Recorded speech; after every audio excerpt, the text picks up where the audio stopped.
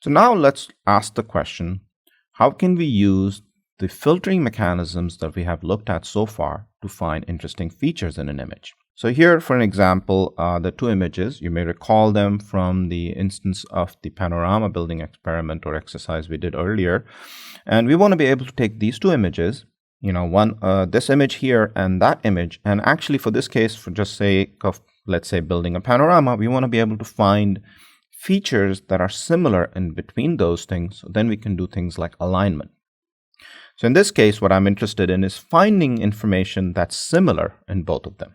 Here I've basically created about 1, 2, 3, 4, 5 circles that kind of point to specific features or information in this image. And again, the same 5 features are available in this image.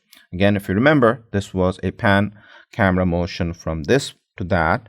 So there were 2 different images, of course, and you can notice that there are different images, except that they have a little bit of overlap. And of course, what we want to do is find the same feature in both of them. Here I've just drawn the lines between them, pointing out the correspondence that this same point here is also visible here, that one is visible here, and so on.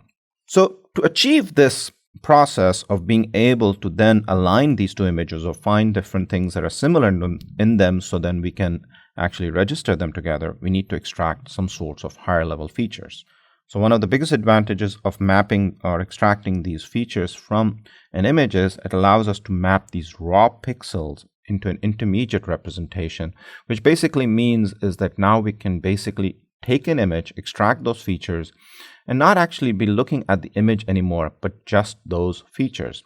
Such an intermediate representation allows us to have a lot of information, but also kind of reduce the amount of data. Because what I would just do is, after a while, process this image, find all those 5 or maybe sometimes 20 different features and 20 different features in here, and basically just attach that information and not anymore require me to carry around the image or the information in there. So this is, of course, a kind of a data preservation of information, which we can use for a variety of things.